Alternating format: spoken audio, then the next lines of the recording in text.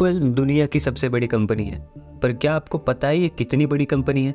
Reliance, TCS, Infosys, HDFC bank, अगर इन सभी companies को हम मिलाएं तो इनसे भी बड़ी कंपनी है एप्पल। पर कोई भी कंपनी कितनी बड़ी है इसे कैसे समझा जाता है?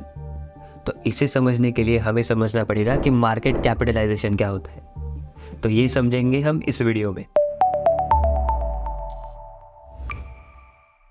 अगर हम ऐसे सोचें कि एक कंपनी मुझे पूरी खरीदनी है, तो मुझे उस कंपनी को कितने पैसे देने पड़ेंगे ताकि मैं उस कंपनी का पूरा मालिक बन जाऊं? तो जितना पैसा मुझे देना पड़ेगा उसे कहते हैं मार्केट कैपिटलाइजेशन, यानी कि मार्केट कैप। किसी भी कंपनी का साइज पता करने के लिए इन्वेस्टर्स उस कंपनी का मार्केट कैप जानना पसंद करते हैं। मार्केट कैप का फॉर्मूला है कंपनी के share price multiplied by company के total number of shares. For example, एक कंपनी की शेयर की कीमत 100 रुपीज़ है और उसी कंपनी के टोटल नंबर ऑफ शेयर्स अगर 100 करोड़ है, तो यहाँ पे टोटल मार्केट कैप आता है 10,000 करोड़ रुपीज़।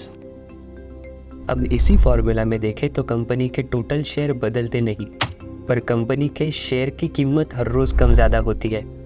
इसी की वजह से कंपनियों का मार्केट कैप हर रोज़ बदलता रहता है। शेयर की कीमत बढ़ी तो मार्केट कैप बढ़ता है और शेयर की कीमत कम हुई तो मार्केट कैप कम हो जाता है। अब हम समझते हैं कि मार्केट कैप क्यों इम्पोर्टेंट है। मार्केट कैप हमें कंपनी के साइज के बारे में इंसाइट देता है।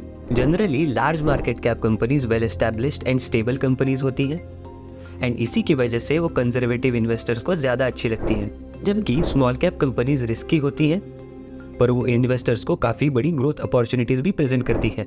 भले ही मार्केट कैप हमें काफ़ी इंसाइट्स देता है, पर हमें ये भी समझना ज़रूरी है कि मार्केट कैप किसी भी कंपनी का ट्रू इंट्रिंसिक वैल्यू नहीं बताता, क्योंकि मार्केट कैप इन्वेस्टर्स की सेंटिमेंट्स की वजह से भी इम्पैक्ट होता है। अब इसी मार्केट कैप की 3 कैटेगरीज होती है: large cap, mid cap and small cap. जो भी कंपनी स्टॉक मार्केट पे लिस्टेड है, उन सभी कंपनियों को उनके मार्केट कैप के बेसिस पे रैंक किया जाता है।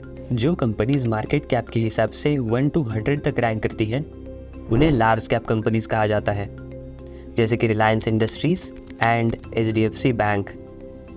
जो कंपनीज 101 to 250 तक रैंक करती हैं, उन्हें मिड कैप कंपनीज कहा जाता है, जैसे कि आईडीएफसी फर्स्ट बैंक।